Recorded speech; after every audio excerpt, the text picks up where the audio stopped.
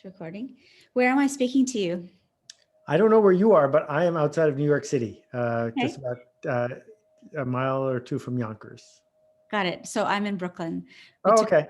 we took advantage of the low interest rates and decided to buy a home in Brooklyn and move out of the city in the last few months. So we moved Bravo. to Dumbo.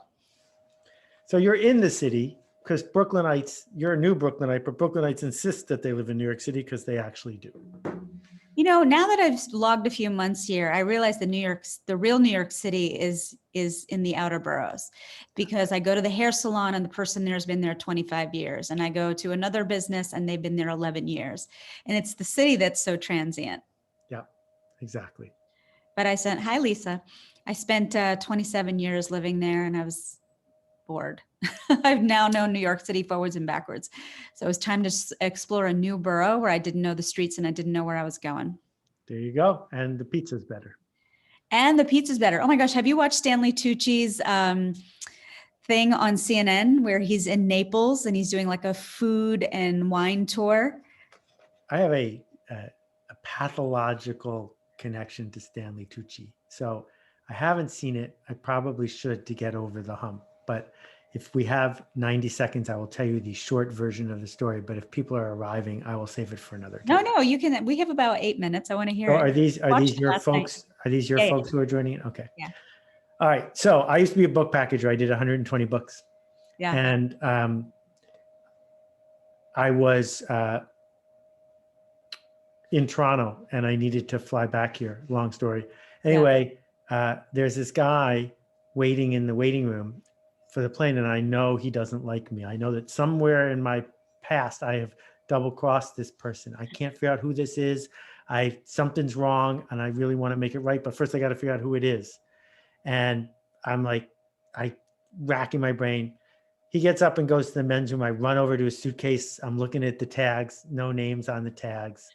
And I still can't figure out who he is. And so then they call people on the plane, and he gets on before me because he's at the front of the plane. And I say to the woman taking the tickets, that's an old friend of mine, but I can't remember his name. She said, I'm not allowed to tell you that. I'm like, where did airline confidentiality come in? You page people all the time. Right. Doesn't matter. And, but I just look as she's holding it, and I can see the first name is ST and the last name is TU because of the way that they were stacked. So I'm sitting down in my seat for the 10 minutes before we take off, and I'm Googling as hard as I can, trying to figure out who this is. Figure it out. I stand up, I reach over the seat, I say, hi, my name's Seth Godin, you're Stanley Tucci, and you're not mad at me. And he was like, what? And it turns out he played a book publisher in the Howard Hughes movie about the Clifford Irving fake book.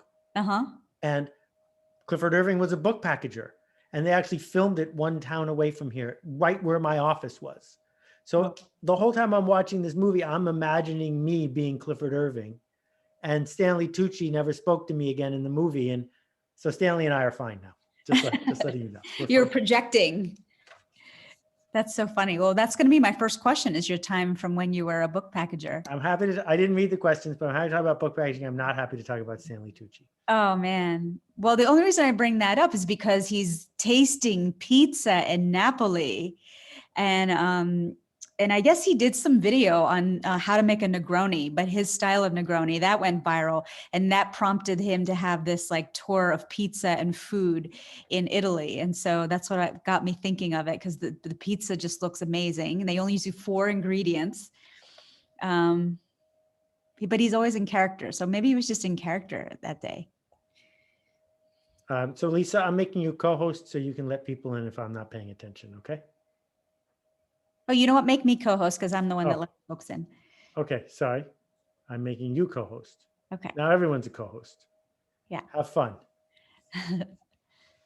Well, we're very excited to have you here today. Well, thanks for having me. So Lisa is down in the Jersey Shore. She is a buyer of distressed assets down there. Natasha Mohan, who is here in Jersey City, has a communal workspace called Work Social.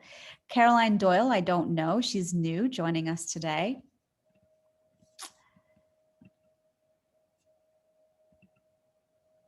How many people are we expecting? There's about 30 ladies today, Okay. which is a big group for me. But I know that that's probably not a big group for you. It varies. My record is 19,000 people in a hockey arena in Milwaukee. And my online record is 140,000 What group was that? live. It was a Dave Ramsey thing. This was back before way before the pandemic. So they had set up a bunch of satellites, and each satellite was getting it live. Oh, wow. Yeah, it was fun. I wonder, though, if we're ever going to go back to live things like that, because now you can access everything from everywhere. They're going to have to be special. People aren't going to go just to get a day away from the office, for sure. There's going to have to be a good reason. It's like going to the movies anymore. Yeah. Oh, the movies are toast. Yeah. Yeah, that's over. Yeah. Unless, I mean, especially if you have surround sound in your own house, there's no reason. What are the bells and whistles other than IMAX to go to the film? Yeah. Yeah. No, the movie business is always, video games is now 5 times bigger than the movie business. Yeah. So the movie business has always had that flawed last mile problem. And now it's going to be way worse.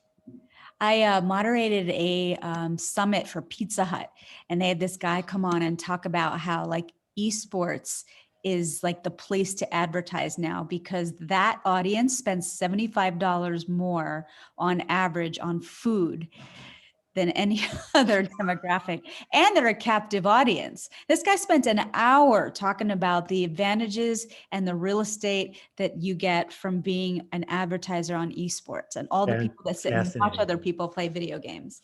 And of course, the key piece of trivia is until 5 years ago, the number one purchaser of kale in the United States was Pizza Hut, and they used it simply to decorate the salad bar. No one actually ate it. Are you serious? My son loves that statistic. I was going to say Tom Brady. He eats a lot of vegetables. Yeah.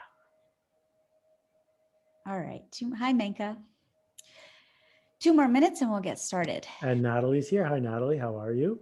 Hi, Natalie. Good to see you. Natalie is a licensed therapist. She's got about 23 therapists that report into her, although I think your number's been growing since then. Are you still at 23, Natalie? We're at 25. Wow. People need mental help right now. They do indeed. And I'm so grateful that you, after a whole day of being on Zoom calls, you would be on this Zoom call too. So thank you for that. Well, I'm so excited I've read your books. I had to be here. Looking forward to it. Hi, Michelle. Hello. Hi. How's everybody doing? Good, good, good. I was just saying, we've got a big group today. We've got about 30 folks. Oh, wow. We'll get started here in 1 minute. All right. I'm excited.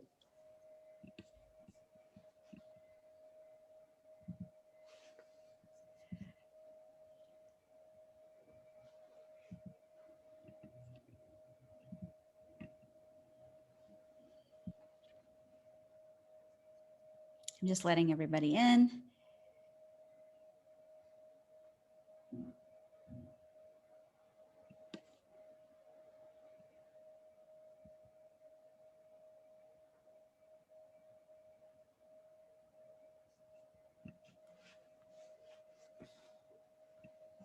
All right, let's go ahead and get started. Welcome, everyone. We are very lucky today to have Seth Godin speaking to us.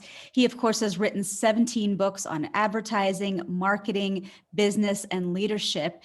We are going to, for the first 20 minutes, him and I are going to engage in a chat. I've got a few questions for him to really kind of lay the groundwork. And then I'm going to turn it over to you, but not in the traditional way. I want you to, while we're talking, please put all of your questions in the chat. And once we finish talking, I'm going to introduce each of your questions. Of course, I'll introduce you by your name and your title, and I will ask the question to Seth so we can get through as many of your questions as we can today. So Seth, welcome. Thanks for having me. It's a pleasure. Your first entrepreneurial venture was in book packaging. And as I read your story, I thought about what is it about the book packaging business that taught you about reaching a target audience? So book packagers are like movie producers, but for books, we don't actually make packages. We put things together. I did 120 books, book a month for 10 years. And there were so many things I liked about it. One of them is no one steals your ideas. Everyone's really nice. Another one is you don't have to write the book until someone pays you to write it. And the third one is the people you're pitching the books to, Random House, Simon & Schuster, et cetera, want you to pitch them. And that was a huge lesson for me. Spamming people is not my style, but they needed books. I had books, right? And so all of that was a big plus. What I learned, I sold my first book the first day to Warner Books for $5,000. I got half. And I figured if I can do that every month, I'll be fine. And then I got 850 rejection letters in a row. For a year, I didn't sell one thing. I was eating macaroni and cheese and window shopping in restaurants. It was a very, very long slog. And what I realized was I was pitching books that I wanted to read as opposed to pitching books that editors wanted to sell. And it's a bank shot. You can't get to the reader if the editor doesn't go along for the ride. So my first pitch was how to hypnotize your friends and get them to act like chickens. And my second one was the fortune cookie construction set. And I was able to bring spreadsheets and prove that I had a good idea. It didn't matter. They weren't proud to make that. So we actually often have two target markets. If you're in B2B selling, you're not just selling to the company, you're selling to the person who has to tell their boss why they bought something from you. And if you're selling to the consumer, maybe you're also selling to the consumer's spouse because they have to explain to people why they did it. And so I learned a lot about solving interesting problems, being creative, failing and failing and failing on the way to figuring out what would work. Seth, when the big corporate clients like the Microsofts of the world came knocking on your door, what is it that they wanted to learn from your internet-based direct marketing firm that they didn't already have at their fingertips, that their money couldn't already buy? Okay, so I invented part of the internet. I had help from my team, but most of the people on this call in 1991 were not running an internet company, and I was. And what we pioneered was online direct marketing. No spam, talking to people who wanted to hear from us, what I call permission marketing. And insulation, when you go to market, is important. Just because you have a good idea doesn't mean that the company you want to sell to won't say, well, I can find someone cheaper than you to do it. And so in this case, building a venture-backed company that eventually became part of Yahoo, our insulation was several things. One, we knew more about how to interact with people online than almost anybody because we'd done it more. Two, we had a technology that let us interact with people that Microsoft couldn't afford to build without us because it was cheaper to hire us to use our system than to build their own. I mean, today you can use MailChimp for $19 a month, but in those days we had a multi-million-dollar email system. And then the third one, which is the one that's most relevant to this group, is we had a base of millions and millions of happy users. And that idea of permission as an asset, people who want to hear from you, is critical. So, when you reached out to me and said, can we do a conversation? It was easy to say yes because of the extraordinary people who trust you. If you had no one who trusted you, why would I want to go on a call with you? Your asset is your relationship with the rest of the people who are on this call. And so in Unleashing the Idea Virus, you build on this. You talk about using your customer, helping your customer do the marketing for you. And you share a concept called the powerful sneezers and the promiscuous sneezers. What are those? Well, when I published that book, I didn't realize that millions and millions of people would die and be dislocated by a virus, or I would have called it Unleashing the Idea Fungus, but fungus just didn't have the right ring to it. And so for anybody who's been dislocated and in ill health, my heart goes out to you. The idea of the book, which I self-published as a way of proving my point, is that ideas that spread win. That we are no longer in this world where Heinz ketchup interrupts you in the middle of the day, even if you're playing esports, and then you see the ad and go buy something. Where you find out about things, everything you care about, you found out about from someone else, not from an ad. And how do you find out from other people? Well, there are two ways. Either someone talks about something because it's good for them.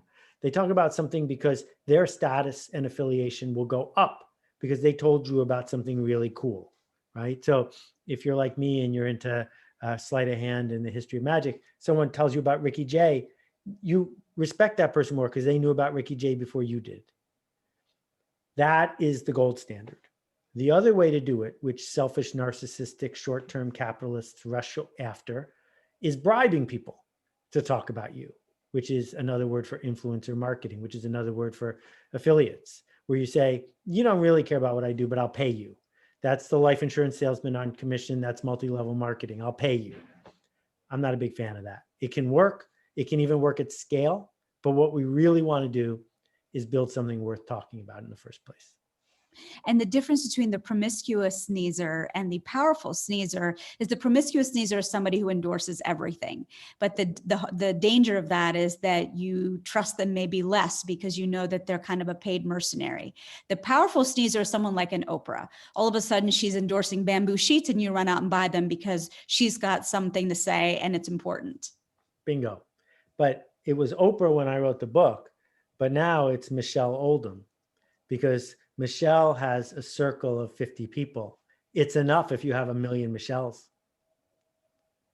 In Purple Cow, you talk about being remarkable, especially in a marketplace where there's so much noise, that if you aren't remarkable, if you're not like Lady Gaga, who wears strange things, you know, strange costumes, you stand to be invisible. So how do you, if you've already got an established business, your brand is already out there, let's say you're Natalie and you've got 25 therapists that already report into you, how do you pivot to becoming remarkable?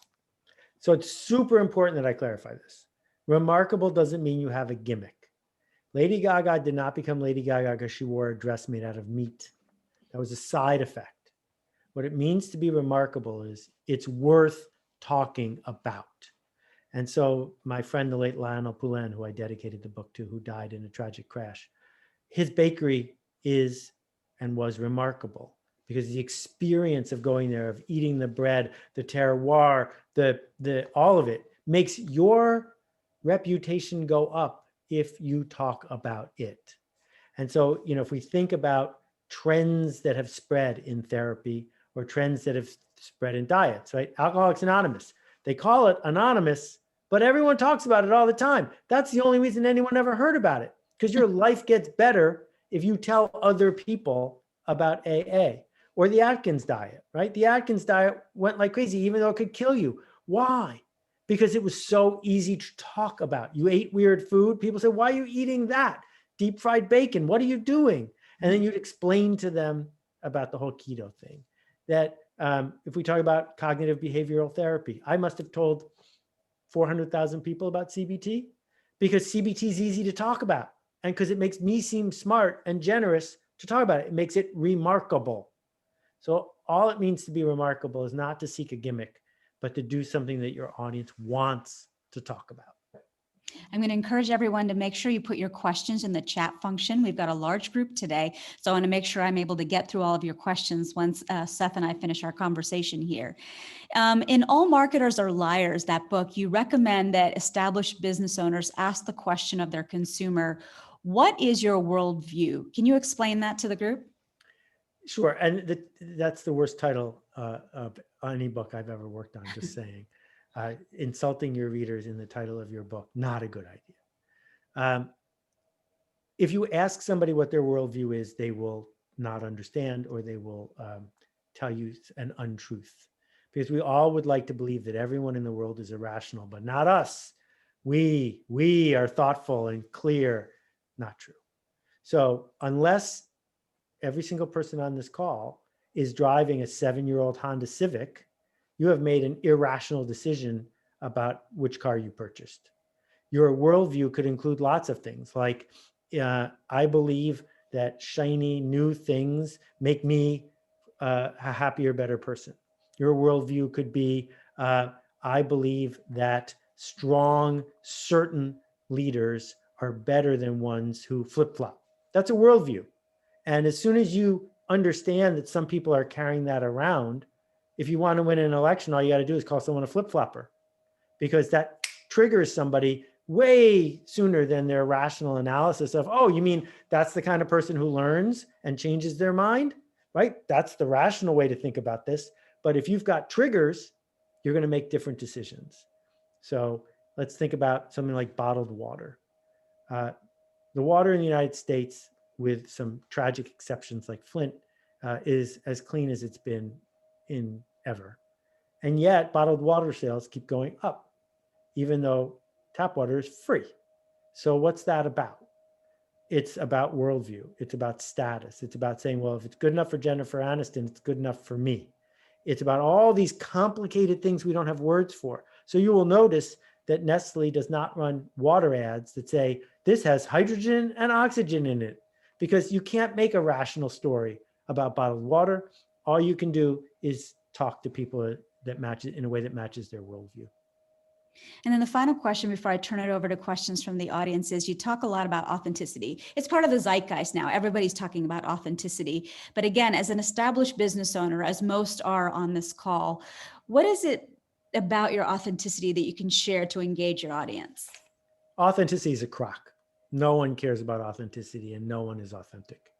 You did not authentically show up today in the way you did. You did it because you promised you would. You did it because you are playing the role of the professional leader that you are. Some days it happens to align with exactly what you want to do, but there are other days you're stressed or tired or whatever. You're like, I want nothing to do with this. And you show up anyway. Because except for a few divas in social media, no one wants you to be authentic. If we go to a concert, we don't want the musician to authentically play the way they would if they had a headache and were hungover. We want the best version of Ricky Lee Jones, the best version of, pick your favorite artist. And so I don't believe that authenticity is professional. I think what you need is consistency. And you got to say, this is who I am, and this is what you're going to get from me. And you shouldn't pick something you can't do consistently. If you pick something that is alien to who you are, then you're going to be unhappy for a really long time. But please show up consistently and keep your promise. One of the things that we talk about again and again here is about storytelling and how to do that kind of storytelling to really be able to sell. So I want to ask you that final question before I start to sift through the questions that are showing up here on the side. Storytelling, I missed, which is the question you want me to answer? Storytelling as a way to be able to sell your idea, but storytelling that's intrinsic to you, that's personal to you, versus telling just anybody's story. Right. I think I might disagree with you. I think you should tell a story that's personal to the person who's hearing the story. Because no one cares about you. They care a lot about themselves, right? So, oh yeah, I will not, let's say it's 1965. No, I'm not going to get addicted to Camel cigarettes because you need to make your bonus. I'm going to get addicted to Camel cigarettes because it's going to get me a date. That's my story. That's not your story. And so we need the empathy to realize people don't know what we know. They don't want what we want. They don't believe what we believe. And that's okay. And someone like Natalie understands this, because you can't do therapy based on what you believe. You have to do therapy starting with where the person came to you. Go to where they are. What's their problem, their challenge, their worldview? How do you build a consistent structure around that and give them the forward motion they want? That one of the, so many giant, horrible side effects of social media, but one of them is encouraging people to be authentic prima donnas. What a waste. Don't do that. Be the opposite. Be the generous, consistent, empathic person who's solving other people's problems, and then you'll get what you need. Marianne Morrow is CEO of Ninth Gear. She's in Foster City, California, and she runs a very arcane area of capital markets, which is foreign currency transactions. Because she's targeting primarily older white men, how can she be elegant and edgy in her marketing? Okay, there's a lot of layers to that one. Here's where I'm going to start. Anybody who's doing financial transactions is tempted to talk about basis points, performance, etc. But that's predicting a future you have no control over. And the fact is, if I'm going to compare basis points, you're going to lose. Your fees are too high. Your promise is not adequately diversified. And any money that's not going to Fidelity or Vanguard is the only money that's available to you. And that money goes to other places, not because you can prove you earned a better return, but because you are telling a story that resonates with the person who is hearing the story. And those stories tend to be only about one of two things. They're either about affiliation, meaning who's an insider, and status, who's up and who's down. And so some people invest because they want to do what everybody else is doing. Anybody notice that Bitcoin's at $50,000? A Bitcoin's the same as it was 6 months ago. Why is it worth 4 times as much? Because everyone else is doing it. People like us do things like this. Or it's about status roles, up, down, who's in, what's exclusive. So we've got those tiger investing teams where you have to have a certain amount of money and there's only 10 people in the circle and they're constantly challenging each other because those people want that feeling. And so we got to pick. We got to pick which one of those are you doing. And the best way to do it as a sole practitioner is to seek not the biggest possible audience, but the smallest viable audience. What's the smallest group of people that could sustain you? And you get to pick them. So you can say, I only accept money from people who do this for a living, live in this zip code, and have this hobby. That's it. But my story is going to be optimized for that worldview. And it's going to be based on what those people need. And if you don't get the joke, see you later. Here's Vanguard's phone number. But for everybody else in that tiny community, I'm the one and only. That's how you become remarkable. Natasha Mohan runs a co-working space in Jersey City, and she's got 2 products right now. She's got a virtual office service, and then she's got the physical office. But there's a conflict when it comes to the SEO. So she wants to create a logo for this virtual office brand. What should she be presenting to her designer when she wants to be able to present their ideas? Okay, so I could talk about this for about 4 hours. I'll try to give you the highlights. 1, no one cares about your logo. Think about the Starbucks logo. Oh, a half-naked woman with snakes in her hair. What a great idea. You know, the logos are like the sweater you're going to wear. It's got to be good enough, but you better not have one that I'm going to notice. It simply is a reminder of your brand. Your brand and your logo are different. Here's how you can remember it. Hyatt has a logo. If Hyatt came out with a line of sneakers, we have no clue what it would be like. But Nike has a brand. And if they told you they were opening a chain of hotels, you could imagine what a Nike hotel would be like because they have a brand. So the question is, given that there's lots of cave days, lots of online co-working, lots of alternative for somebody online, why on earth would I join yours? It's not going to be because of your logo, and it's definitely not going to be because of your SEO. It's going to be because of your brand. What's the promise? Who are you saying no to? What are your standards? What are you doing that's remarkable? Is it about inclusion or is it about status? All of these choices. And if your slogan is you can pick anyone and I'm anyone, you're going to lose. The alternative is to say, I'm not going to win the SEO for co-working. How could you? Right? You're going to say, I'm going to win the SEO for my name. Right? So if you type Seth or Seth Godin into Google, I win. But if you type marketing into Google, I'm not even in the top 3 pages. I don't want to be. I want to do work that makes people look for me. So I don't have an SEO problem because you can't win that fight. Michelle Oldham runs an executive advisory. She sits in Washington, D.C., and her advisory focuses on digital marketing. Her question is, why do you think it's so hard for people to value marketing? Why is it like the last item on their budget? Well, for a really long time, marketing and advertising were the same thing. And when advertising was a screaming bargain, which it was for 75 years, smart people just kept spending because it paid for itself. And about 20 years ago, that shifted. And for some people, marketing became about hustle and hype and scam and SEO and how do I get into the front of the line. And a lot of organizations said it's unpredictable and it's a little sleazy. I'm not going to do that. Other organizations, and I'm proud to have narrated this, said, no, marketing is anything that touches the market. Anything we do, the way we answer the phone, the side effects of our products, our hiring policy, the way we deal with racial injustice, the pricing, the warranties, these are all marketing choices.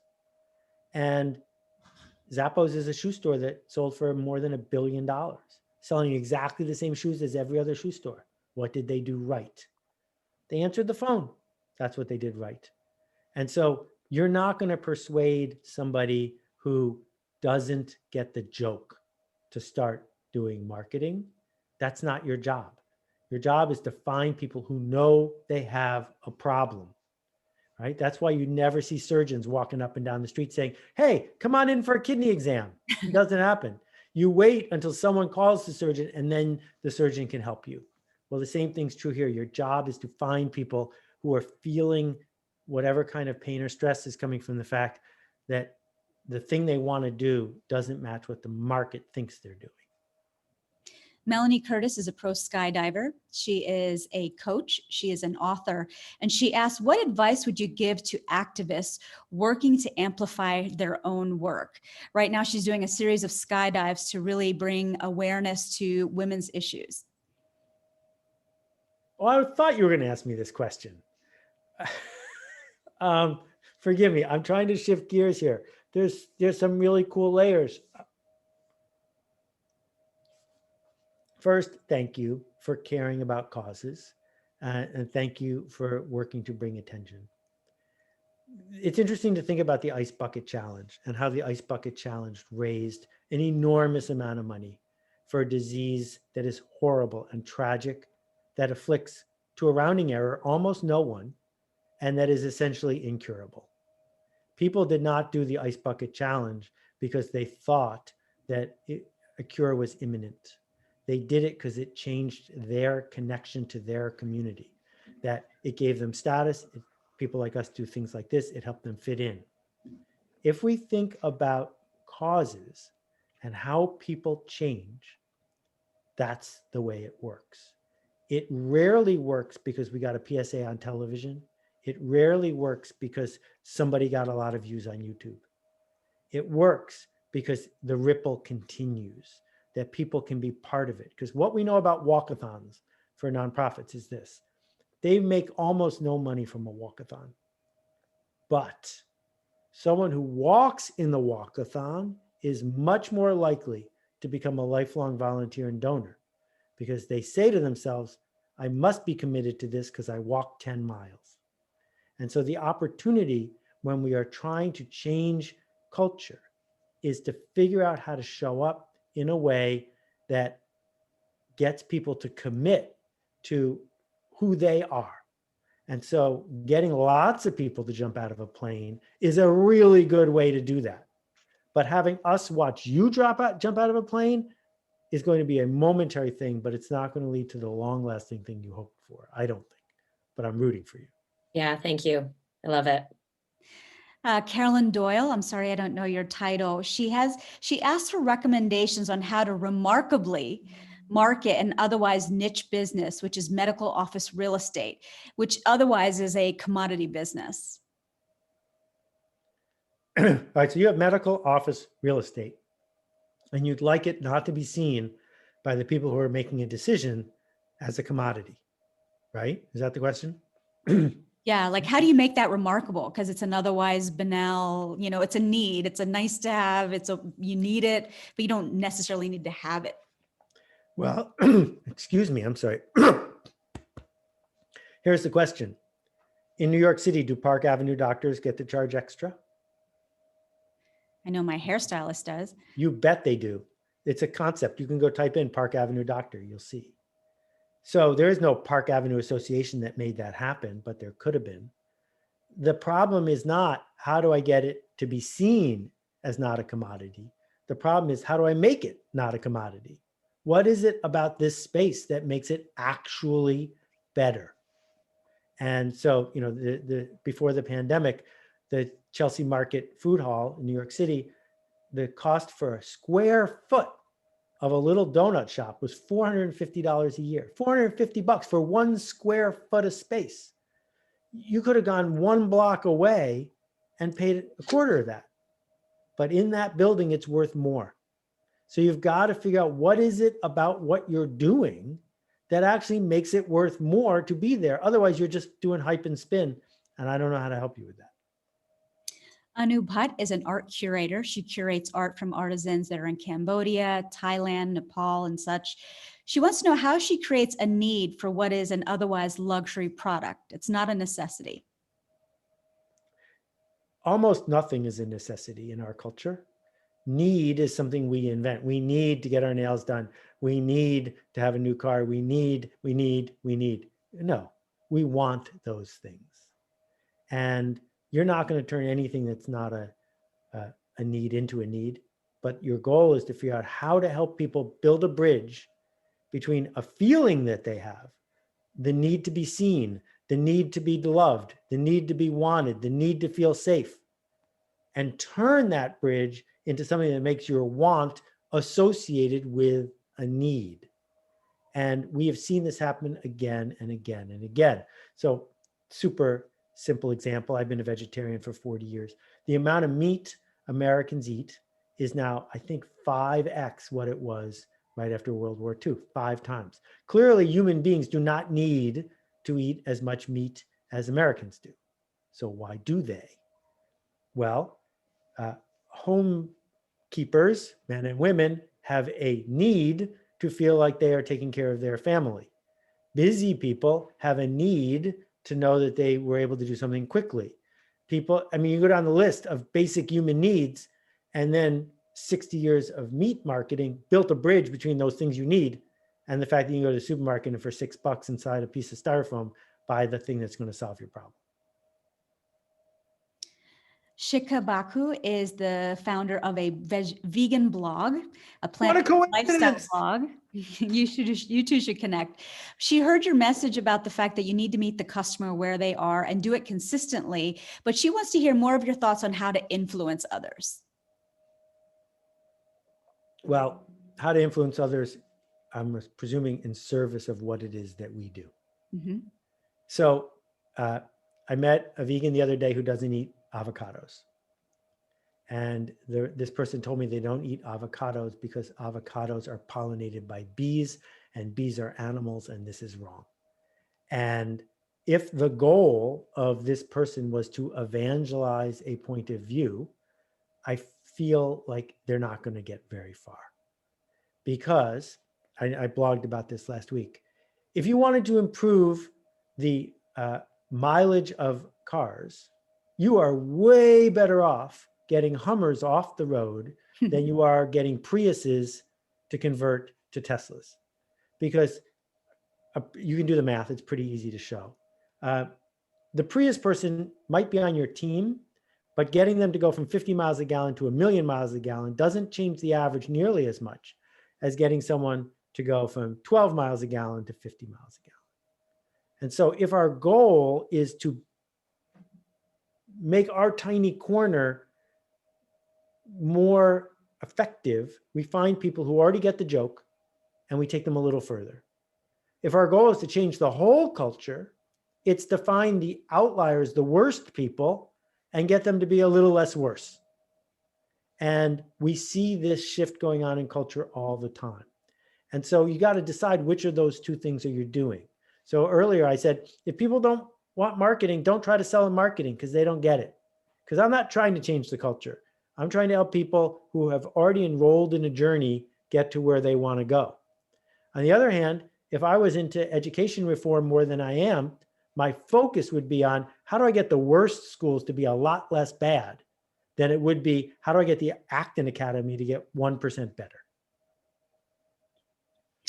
Deepti Mittal is a real estate broker with Douglas Elliman. She heads up a team there. She wants you to talk about trust. In her work, this comes up a lot. Right. So people think marketing is about awareness. It's not. It's about trust. You can't get trust without awareness. So sometimes we race to get awareness, but if we burn our trust to get awareness, now we've got nothing. And the thing about real estate is they made it a bed that they're now lying in, which is it's not that hard to become a real estate broker, and everyone gets paid approximately the same commission. And so easy in, easy out, there's a lot of big promises that don't necessarily match what's in the control of the person who is doing the work. Number two, because more feels like better, most people in real estate say, if you need real estate, I got real estate, as opposed to being hyper specific.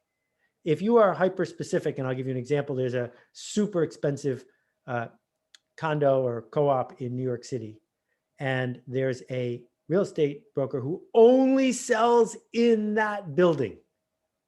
That's all he does. Who are you going to trust, right? Because This guy can't afford to make one mistake. He lives in the building. He can't hide from you. He can't pitch you something that isn't what it's like after you get there, because you're going to live in the building with him and tell everybody. You're going to trust this person because they put all their eggs in the basket and they're watching the basket really closely. And what it means to be trusted in real estate is to make very specific promises that you can keep, and to show up with consistency and persistence for the people you care about, and ignore everyone else. Sue Geher is an executive coach for folks in the C-suite, and she asks, how do leaders need to show up differently now because of the pandemic? Okay, so, I care about words a lot, so I'm going to jump on the word leader. Most people who have authority in organizations are managers. And nothing wrong with managers. We need managers or else things wouldn't happen. But leaders aren't the same thing. Management needs authority. You tell people what to do and you get the results, or you change things. Leaders, that's voluntary. It's voluntary to follow a leader and it's voluntary to lead. If it wasn't voluntary, then you would just be a manager. What it means to be a leader is say, I'm going over there, who wants to come? It means you're going to paint a picture for a possible future. It means you're going to be an imposter every day, asserting a future that isn't here yet. And, I can name Fortune 500 companies that are run by leaders and others that are run by managers. There's room for both. But I would say the first task as we try to recover from such a horrible 12 months is to get clear in your head, which one are you, and to inhabit that fully. Natalie Caldera is a licensed therapist. She now has 25 therapists to report into her. And she says, how can I engage my therapist to talk about the value of their services? They're often reluctant to talk about the value of our services. Talk about it to who? To potential clients, to anybody, I imagine, that probably wants to become a client. Right. So the challenge again, and I'm presuming, but I might be wrong, we're talking about mental health professionals. Yeah. Okay. Mm-hmm. The challenge is our culture has made it so it's super awkward to talk about some stuff and super easy to talk about other stuff. And so if you get a good haircut, it's sort of required that everyone I'm told, says, nice haircut. Where'd you get it? Whereas on the other hand, if you get a really good massage before the pandemic, no one says, oh, it looks like you got a nice massage. Where'd you get it? So it's much easier to build a hairdresser salon than it is to build a massage studio. And we're not supposed to walk up to somebody and say, it looks like you've got some mental health problems. Maybe I could help. We would easily walk up to someone who is bleeding from a gash on their face and say, can I help? But for whatever reason, it's awkward to do that. And part of the challenge is to figure out how to adopt a generous posture. One that says, for example, if I knew that this person would not, could not, and would not be allowed to come to my practice, would I still talk to them about this problem? Because otherwise you're just hustling and nobody wants to be hustled. And the proof I have of this when I talk about it is this. Tell me how many times in the last year you recommended a competitor with their phone number to somebody because that person wasn't right for you, right? You're a coach, but your coach specialty is this and that person's here. You don't say, oh, I'll try. You say, this person does it. I do that almost every day. When you start doing that, now you're doing it from a place of generosity because it's very clear you have no upside. You're not getting a commission for pulling this off, promiscuous versus powerful. And so I would begin with that, which is these therapists, they're like lifeguards. And lifeguards don't get a commission when they rescue somebody. If someone's drowning, they get in the pool and they help them. And there's this opportunity for the mental health profession to start speaking up more clearly about the fact that you are not defective. You simply have something where you could use some help. Seth, Jayati Bhattacharya is in the dentistry world. She has her own practice and she wants to know which one of your books is best for her and best for healthcare professionals, especially if she's going to launch a product in the near future. Yeah, I wrote this one for you. the idea of this book is marketing is not advertising. And if you get better at figuring out how to do it on purpose, you'll be glad you did. I wrote it because at the end of calls like this, people would be filled with more questions than I answered. And I figured there for $12 is everything I know. Sonali Pai is head of marketing for a hair color brand out of Italy. And it's a legacy brand, and she's efforting to rebrand it for the US market. How important is that legacy, or can that story be completely repositioned and retold for the US market? Right. So this is the beauty of going to a new market. You're not a legacy brand here. You're an Italian brand here. And you don't even have to be an Italian brand if you don't want to. If we don't know about you, you're new. And like that old NBC slogan, if it's new to you, it's not a rerun.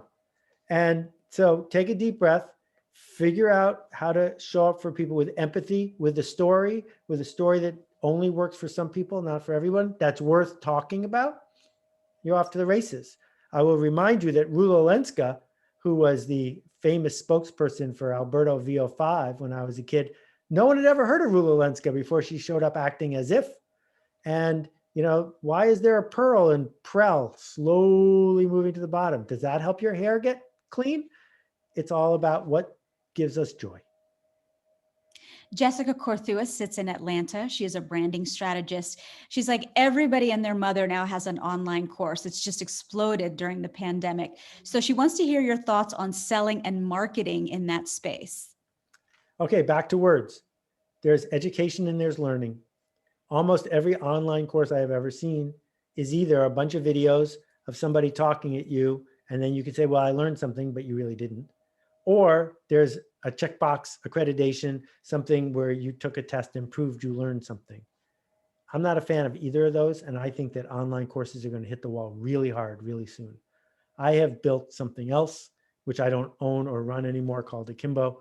I think learning is something we do by doing it. And if we had time, I would teach you how to juggle. It doesn't take very long. The only way you learn how to juggle is not by reading a book. You learn how to juggle by learning to throw. And the same thing is true for online courses, which is some people actually want to change. They actually want to learn something. Marketing to them is very easy if you can find them, which is, I built something that will change you and mean it. But if you're just trying to get the kind of person who goes to masterclass because they want to see a celebrity talk about how to write a screenplay, I can't help you with that. And they're going to outspend you anyway. Shreya Mehta is a contemporary fine artist. She also wears another hat in that she's in the diamond wholesale business. She recently subscribed to your Akimbo podcast, since you just mentioned it. And one of her favorite topics is how to have difficult conversations. So how do you plan to achieve work-life balance in your career? Those are two unrelated thoughts, by the way. They seem unrelated. Okay. So first, thanks for listening. I've done almost 150 episodes of Akimbo. It has nothing to do with the Akimbo workshops. It's just something I do for fun. There's no such thing as work-life balance. There's just life. And you can decide how much work you want to shuffle into it. But the idea that when you're at work, you're not alive, the idea that you have to leave work to be alive is a real challenge. Also, many people on this call are freelancers. I'm a freelancer. Freelancers get paid when we work. And if you want to get ahead as a freelancer and you decide the way you're going to do that is by working more, you just made a choice about your life and it's going to eat you alive. You can't work your way to the next level. The way you get ahead as a freelancer is you get better clients. The way you get ahead in the jewelry business is you get better clients, because more hustle isn't going to get you where you want to go. And the difficult conversations thing, there's a lot to be said about that. I think the shortest version is it helps to do it on purpose. It helps that both sides announce they're about to have a difficult conversation and bring tools to it. Because that's the way we play ping pong. We don't accidentally start playing a game of ping pong. We say, get the balls, get the racket, let's play ping pong. I think it's okay if we have enrollment to say, let's have a difficult conversation. Lekha Jayaseelan is a senior product manager at PayPal. And she says that oftentimes she observes that people follow the person behind the product, like Steve Jobs, Elon Musk, Jack Ma. So what are some tips that you want to offer for self-marketing that connects with the purpose of a brand? Okay, so I would say that there are a few exceptions, and you just mentioned some of them, but it is extremely rare. It is a trap. It is something that I would avoid. I did it with my internet company because I had no choice. We were competing against companies that had 50 times as much money as us. So me going and giving speeches helped a lot. But this idea that you have to be famous to be the head of, I'll just list a few here, Microsoft, PayPal, eBay. Oh, wait, none of those people are famous because that is actually a distraction. The purpose behind your brand, on the other hand, can make a big difference if you mean it, because most companies in the breach don't. They say, we sell antibiotic-free chicken, or eggs. We sell antibiotic-free eggs. All eggs are antibiotic-free. They're just saying it because they want to sell you some eggs, right? That to mean it, to act like Patagonia, that takes guts. It takes guts to show up and say, we are going to sacrifice the short term so that we can get to where we say we want to go. If you can do that, I'm proud of you and I'm applauding you, and the path will become clear. But first, you got to make the decision that you want to do that. I want to call on some of the folks that I haven't heard from yet because we have Seth for just a few more minutes. Aisha at Merrill Lynch, Navina, who's a graphic design artist, Julia, who sits in Toronto. I want to hear your questions. Melanie has another question, which is about strategic quitting coupled with intense commitment. Right. So this lens and practice has helped her so much, and she wants to know what your thoughts are on that. Well, I wrote a whole book about it. It's right over my shoulder there, The Dip. It's the only best-selling book ever written about quitting. And my argument is that along the way, we got brainwashed into thinking it's wrong to quit. That, the Lombard, whatever, that football coach, quitters never win and winners never quit. That's baloney. None of you are wearing tutus. You quit ballet a really long time ago for good reason. What we need to do is quit at the right time. And the two best times to quit are before we start or after we realize we're at a dead end. But when most people quit is at the gym in February. Where most people quit is in organic chemistry in med school. They quit at exactly the wrong time. They quit at that spot where it gets hard. But in the spot where it gets hard is where the separation is happening between the people who are going to go ahead and do the easy, mediocre thing and the people who are going to get through to the other side. If you're not prepared to get through to the other side, don't start, right? Doesn't make sense to start spending time on Twitter and then after 3 months quit, which almost everybody does. It doesn't make sense to say, I'm going to build a following on YouTube and then quit after 10 videos. And podcasting is my favorite one, which is almost everyone who starts a podcast doesn't make it to episode 20. And every successful podcast makes it past episode 20. Don't start unless you're prepared to get through the dip. Ritu Khandelwal is in the business analytics space. She's currently on a consulting gig with Johnson & Johnson. She's curious about your failures and rejections and how that's helped you to take risks and allow you to grow professionally and personally. Yeah, thank you for teeing this up. I have failed more times than almost anybody on this call. And that's my secret weapon. Is a failure to me is the single best way I know to learn something. And the art of it is organizing a life where failures aren't fatal. So I've forgotten the name of our skydiver. I'm glad you have not failed once at skydiving because that's all the chances you get in skydiving. Don't fail at that. But book proposals? Oh, I just learned one more thing that didn't work. Blog posts? Well, I've written 7,600 of them. Half of them are below average. I wouldn't have known which ones were below average if I hadn't published them. And so the organizational opportunity here is to build a life where you do not feel shame from failure. You feel like it's a gift because you did it with generosity, you did it with right intent, and you discovered something that didn't work.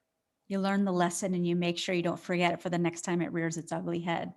Navina Chabria is a graphic design artist. She's a children's book illustrator, and she wants to ask how you build awareness about a new company that doesn't have a prior reputation, and how do you remain human as you're doing that? 10 people. Do you have 10 people who you could tell your story to, who trust you enough to hear it? And if the answer is yes, then after they hear it, after they engage with you, will they tell anyone else? And if the answer is no, you should make a better thing.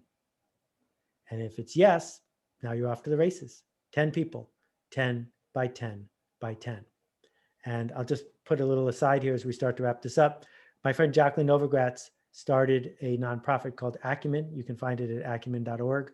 They have changed the world. And Jacqueline did it from a little tiny office in New York City almost 20 years ago. And they have never run an ad, and they have never interrupted someone who didn't want to hear from them. And the last time I checked, 108 million people around the world have had their lives improved because of the work Acumen did. 10 by 10 by 10. You show up, you do work that matters for 10 people, and let them tell the others. Seth, I know that we've got you just for a few more minutes. How much more appetite do you have? Can you take 2 more questions? 2 more questions. Okay.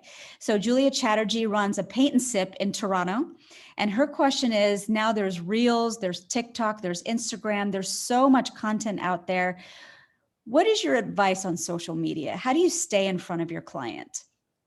Yeah. So if you're using social media and you're not paying, you're not social media's customer. You're their product. They are manipulating you to make you feel bad so you will use it more so they can make more money.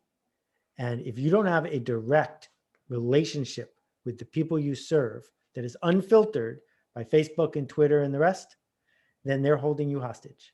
And we all saw this with several years ago when Facebook suddenly went from, you can talk to all of your friends and followers to, oh, just a few unless you hit the boost button, because that's their business.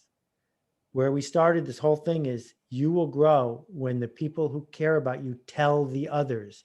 You don't want to, I don't use Twitter, I don't use Facebook, I don't use LinkedIn, but other people talk about my work there. That's on purpose because there's a lot more of them than there is of me. Aisha Robinson is a financial advisor with Merrill Lynch, and she wants to know, how do you market to a niche demographic? In her case, I know she's trying to reach diverse women and filter out the people that don't understand her message. Well, there are 2 ways to do this. First of all, the internet is the greatest micro medium of all time. It's terrible at mass. You can't reach everybody on the internet, but you can reach someone. And this is something that actually makes sense to spend money on Facebook and LinkedIn and other things. Hyper targeting people who are in a group of people who are looking for you, or finding groups like this one and showing up and giving a talk, right? That it's about micro targeting. And then the second one is being super, super specific and letting the people who care find you. So I'll give you a ridiculous hyper example. I'll give you 2. One is this, which is on my desk. Some of you will think this is funny. This is what? Peanut butter. What's on the other side, right? Either you get the joke or you don't. And the people who got the joke, it sold out on Amazon in less than 6 minutes. Because if you get the joke, you have to own this. And if you don't get the joke, what? So you want to put something out into the world where the people who are looking for what you do will eagerly find you. And the example I was going to give you is, if you're into woodworking, the easiest way to make 2 edges come together is just glue them. But if you really care, you're going to do something called dovetailing. And you use a saw and you cut things in this beautiful, elegant way. Well, this guy made a little device with magnets in it that make it easier to cut a dovetail. No one knows about it except for the 100,000 people who are obsessed with that kind of thing. And they all know about it. So you raise a flag and the right people will find you. Seth, thank you for your time today. I want to share that everyone who bought a ticket, the proceeds are going to Acumen, which is Seth's choice of nonprofit. So thank you. And if anyone wants to hire you or wants to work with you, how do folks get in touch with you? Well, I don't have any clients. I've never done 1 day of consulting, and I'm not going to start. I don't have any employees. This is my entire team. My work is easy to find. Just type Seth into Google. You're welcome to read. You're welcome to take the new marketing seminar that's going to come out in a few weeks. But I got nothing to sell you. I just want to see you do great work. Thank you so much for your time today. We really appreciate it. This was amazing. Thanks. Make a ruckus, everybody. Be well.